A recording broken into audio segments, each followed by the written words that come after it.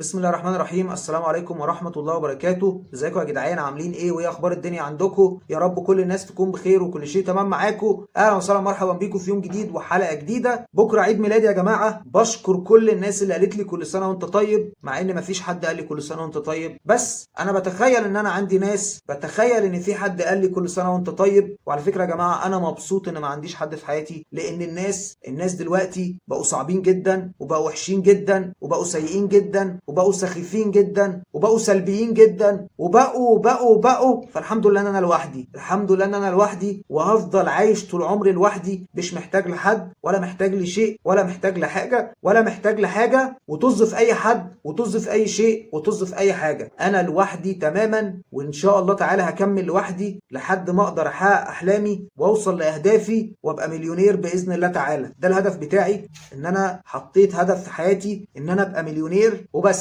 انا مش عايز اي حاجه تانية من الدنيا غير ان ابقى مليونير مليونير مليونير مليونير وبس كده. عيد ميلادي عيد ميلادي عيد ميلادي عيد ميلادي بكره يا جماعه. عيد ميلادي بكره، عيد ميلادي بكره، عيد ميلادي بكره، وده هيكون اصعب يوم في حياتي، اصعب يوم في حياتي واسوأ يوم في حياتي. مش عارف اقول ايه، بس كل اللي انا اقدر اقوله ان يوم عيد ميلادي ده بيكون يوم غريب مريب عجيب رهيب ملوش قريب ولا حبيب. بيكون يوم صعب صعب صعب، بس الدنيا صعبه، بس مش مهم. انا اصلا كنت خايف من اليوم ده يجي وما كنتش عايزه ان هو يجي. افهم بقى اللي ما بين السطور براحتك. يعني انا كده كده ما كنتش خايف من حد وعمري ما خفت من حد، وكده كده مش فارقه معايا. فان شاء الله خير، وانا متفائل بالخير وعارف ان ربنا مش بيقدر ليا غير كل خير، وان شاء الله اللي جاي هيبقى احسن. انا متفائل ومؤمن ان كل اللي جاي خير، لان ربنا مش بيقدر ولا ليا ولا ليك ولا ليها ولا ليهم ولا ليكو ولا ليه ولا لاي حد غير كل خير. فربنا مش بيقدر لينا كلنا غير كل خير. فالحمد لله انا مؤمن بالله ومتاكد ومتيقن ومتفائل ان ربنا مش بيقدر ليا غير كل خير. مش عايز اي حاجه غير الصحه والستر وراحه البال والفلوس وان انا ابقى مليونير وبس كده. يعني انا حطيت هدف في حياتي ان انا ابقى مليونير، وحطيت حلم المفروض ان انا احققه ان انا اكون حر. انا عايز اكون حر، حر ماليا، حر ماديا، حر نفسيا،